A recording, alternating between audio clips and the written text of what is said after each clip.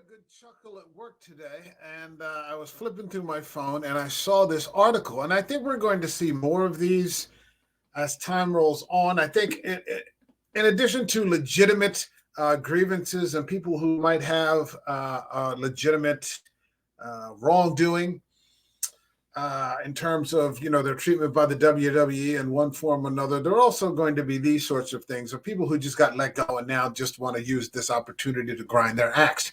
But it made me laugh. So let's just get right into it. This is from Figure 4 Online, and it says, former WWE writer says he was fired for changing racially insensitive segment. It says Michael Leonardi posted 2 videos on his LinkedIn, and this is from Ian Carey, which is about 5 hours ago. So I just thought that this was a riot because this is the kind of stuff that I actually enjoyed from Vince, as screwed up as he may or may not be. This was the kind of stuff I actually liked. And it says, a former WWE writer is alleging he was fired from the company in 2016 for changing a script against Vince's wishes. Michael Leonardi worked with WWE from 2001 to 2005 as part of the on-air promotion department. He also returned to the company in April of 2015 as a member of the creative team before he was fired the following January. So let's get into it. Leonardi discusses 2 videos on his LinkedIn account detailing what led to both of his departures from WWE. Leonardi captioned his video with, "I was fired by Vince McMahon back in 2016 while trying to protect the company from airing a racially insensitive segment." Now, anybody who knows that they're watching WWE, this is all that they do. They do insensitive segments. It could be racially, it could be religiously, politically insensitive. They are completely insensitive. So it sounds like, I don't know who this guy is, but, I don't know if he was, part of the, cancel crowd in 2016. But it says, for years, I felt ashamed and replayed the situation thousands of times over in my head, trying to figure out what I could have done to not get fired. In light of everything going on, I just wanted to get it off my chest as I'm finally starting to feel like maybe I didn't deserve to be fired. Leonardo states in his first video by explaining that he enjoyed working with WWE and his co-workers. He says, "I love WWE. I loved working there. I loved all of my co-workers. I've said this before and I'll say it again, the most talented people I've ever worked with." However, Leonardi says he was fired from the company for changing a segment that aired on the Martin Luther King Jr. edition of Raw. In 2016, he continued. Now, if you're wondering why I'm laughing, I'm from Gen X.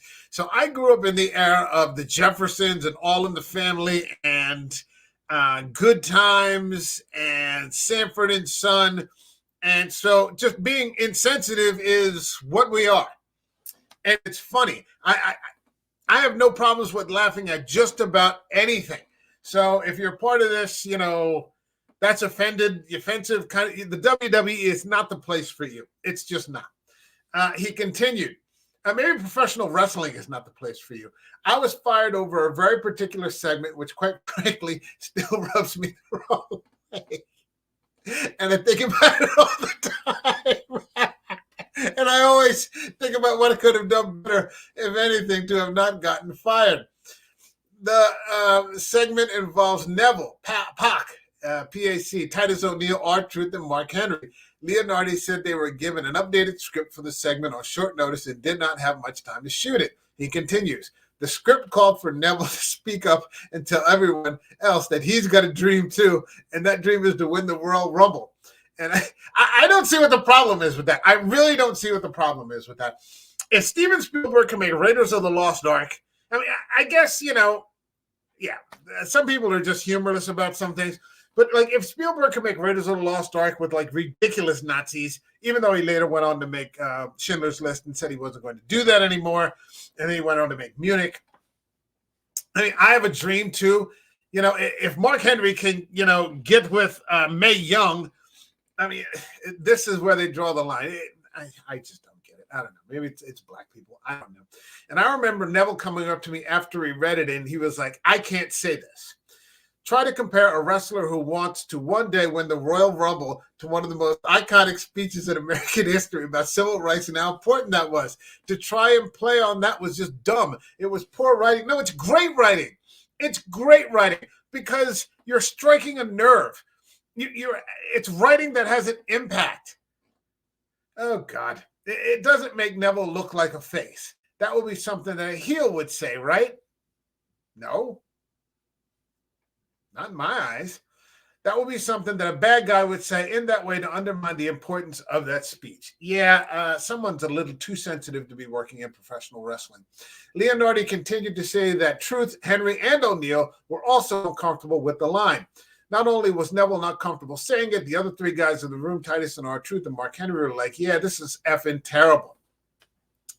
We did not have time to go back and get rewrites, and I was not comfortable at all, nor did I ever think this was an option, quite frankly, to try and get them to do it as is. The talent didn't want to shoot it that way. He continued to say that they tried to find a way to pull off the scene without it coming off as racially insensitive. It's supposed to be insensitive. It's supposed to be racially insensitive, you jagoff. Oh, these fucking people. They changed the script to have R-Truth deliver the line instead of Neville in a way that Leonardi says was light and fun, and probably not funny at all. Dave Kapoor, Rajan Singh, was Leonardi's boss at the time and approved the scene, but told Leonardi to tell McMahon about the changes they made to it. Leonardi said he explained the situation to McMahon and then received the following response. I'll never forget this. He's staring at the screen. He takes off his headphones and he turns to me and said, "So you didn't give me what I wanted?" I explained to him again what we did, the circumstances around it, the limitations that we had. I took full responsibility for it, so I guess that's something. And then he just chewed me the F out, pardon my French. The following day at the SmackDown taping, Leonardi was given a script and told that Titus O'Neil needed to deliver it word for word. Leonardi said it took over 2 hours for them to shoot it. Leonardi said if he could handle the situation over again, he would tell the talent to shoot the scene as Vince wanted it, but also shoot another version the way they wanted to do it. That wouldn't be bad. Okay, maybe you want to look at this too. Give the boss an option. Give the boss an option. When you have a talent that is like, I'm not saying this, I'm not comfortable saying this, and you have three black guys on a racially sensitive thing, they're like, this is terrible, like we can't put this out, and you have no time to go back and get rewrites or get approvals or anything else like that. You've got to make calls on the fly sometimes. Oh, Jesus, these fucking sensitive people. We collaborated. We all put our heads together, my boss included, and we put together what we thought was the best possible thing, which got him fired. But Vince thought it was a major no-no, and I got fired for it. Leonardi then detailed his departure from the company in 2005, noting that he was tasked with creating a video package for Muhammad Hassan and Undertaker feud leading up to the Great American Bash. Leonardi said he asked to work on a different project as he felt the angle was insensitive. Jesus Christ. This guy should be writing like Harlequin romance novels. Do they still make those? This guy should be writing for Hallmark. He shouldn't be writing for WWE. He's in the wrong place, especially considered the London bombings in July of that year. That's exactly what should be capitalized on. That's exactly what made the WWE what it is. I mean, for all its flaws and all its insensitivities, I'm not talking about criminal things, but in terms of writing scripts, yeah, they demoted me. They didn't demote me financially, but they pretty much took away all my responsibilities at the time. Yeah, get this guy away from everything. However, he was given back his responsibilities after UPN insisted the Muhammad Hassan character no longer be shown on their network. Leonardi decided to leave shortly after, regardless, but says he still loves the company, and that's why he went back 10 years later. Dear God, these people. You know, sometimes things are just a bad fit for some people, and this clearly is a bad fit. This man did not belong in professional wrestling. So, but I just think it's hysterical. I would have loved to have seen that. I have a dream too, and it's to win the Royal Rumble. Really? Is it that? It's that important? It's not. Okay? You know, and the very things that people tell you shouldn't be able to laugh at are the things that we should be laughing at. People are too fucking sensitive. And I'm glad he got fired because he needs to be writing for, like I said, for Hallmark or, Lifetime, that kind of shit. This man does not belong in professional wrestling. Okay, that's my video. But I hope that more of these stories come out that are just funny, of people that have just gotten fired for just being a jagoff. And this sounds like, 2016, the beginning of the cancel culture kind of thing.